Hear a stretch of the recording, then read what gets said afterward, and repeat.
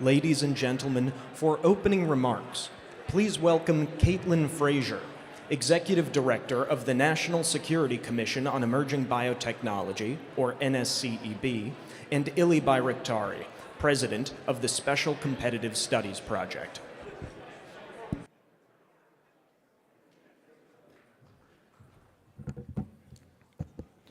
Hi, good morning, everybody. Let me start by saying that we stand at a remarkable inflection point, a moment where two of the most powerful technologies and technological forces of our time, artificial intelligence and biotechnology, are not just advancing in parallel, but they're converging with breathtaking speed. I'm Ylli Bajraktari, and I lead the SCSP, and it is my distinct pleasure to welcome you to the AI Plus Biotech Summit. We're thrilled to co-host this crucial gathering with our friends from the National Security Commission on National Security Commission on Emerging Biotechnology. I'm especially pleased to welcome my friend Frazer, whose leadership as the Executive Director of the NCEB has been instrumental in producing the crucial report we celebrate today. This summit is designed to unpack those findings and grapple with their implications. The rigor and bipartisan spirit underpinning the NCEB report echo the process I was honored to help lead for the National Security Commission on AI. Both commissions represent a critical model for how America can address transformative technological shifts. Indeed, this summit is the fourth that we at SCSP are organizing in AI Plus series, where we convene experts to explore the convergence of AI with other critical technologies reshaping our world.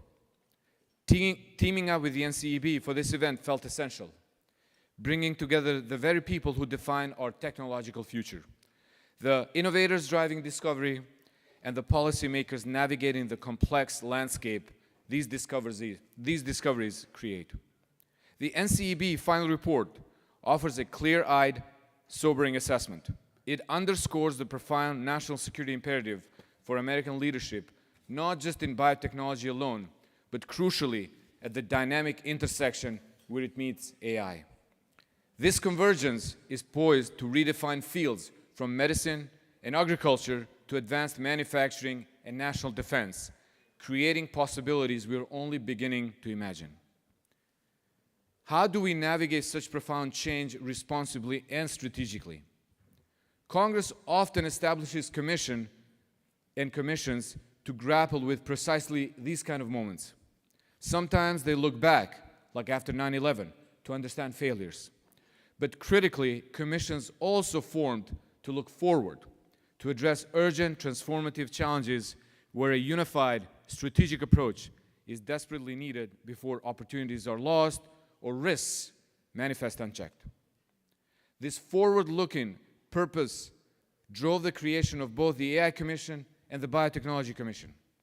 We recognize that these technologies will fundamentally shape humanity's future. Leading their development and ensuring they align with our values isn't just an economic opportunity, it is a strategic necessity. The purposeful bipartisan structure of these commissions is key because it fosters the consensus needed to tackle challenges that transcend our daily politics. The AI Commission proved this model's power, generating significant enduring legislations. We hold the same high hope for the impact of the Biotech Commission's work, starting with the discussions catalyzed here today. The challenge outlined by the NCEB report demands a proactive and coordinated national strategy. We must recognize biotechnology supercharged by AI as a foundational to our future, security, and prosperity. America's history teaches us that when our public and private sectors, our world-class universities, groundbreaking startups, industrial giants, and agile government agencies unite behind a shared vision, transformational progress is achievable. This report is more than just findings on paper. It is a critical call to action. It's an invitation to everyone in this room, representing industry, government, and academia, to collaborate in new ways, break down silos, and build the resilient, dynamic ecosystem required to secure American leadership. This summit, therefore, represents far more than just a conference. It is a forum for candid discussion, a platform for forging new partnerships, and a catalyst for collective action needed to build a more secure and prosperous future. We're delighted to partner with NSCEB to cultivate a more robust, competitive, and resilient bioeconomy powered by the intelligence fusion of AI and biotechnology. Let me thank again the NSCEB team for being a great partner, and I want to thank Karina and Natalie on the SCSP team for co-leading this effort, and our SCSP's ops team for making sure that we have a flawless execution today. Let the vital conversations begin. Thank you and enjoy the day.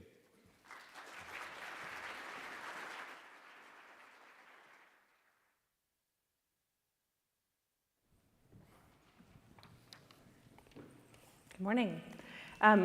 Thank you, Ylli. Thank you to Eric Schmidt, and thank you to the SCSP team for the opportunity to partner in this wonderful event. You are here, so you can't possibly have missed that this week the National Security Commission on Emerging Biotechnology announced its action plan for securing and maintaining American leadership in biotechnology.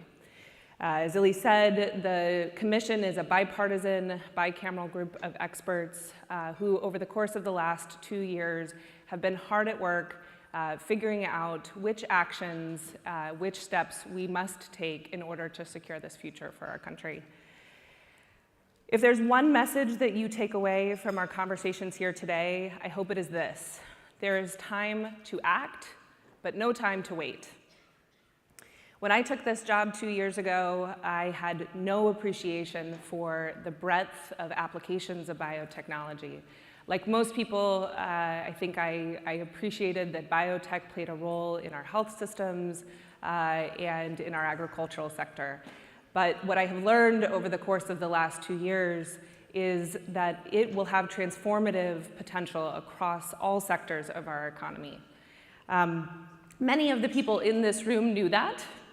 Taught me that, and really have had a vision for what an American-led future of biotechnology should be for many decades. And so today I want to start by saying thank you to the folks in this room who shared your expertise, who shared your wisdom and your vision, contributed to the commission's work, argued with us sometimes, made the work stronger as a result. And more than anything, not just your expertise, but your enthusiasm and your passion. Many of you helped bring this work to life for me and my staff, and I think for our commissioners as well. And we are just very grateful for the opportunity to celebrate and be together today to continue this conversation. You will hear from a range of very exciting voices throughout the day, and so I want to make sure that we can get speedily to our program.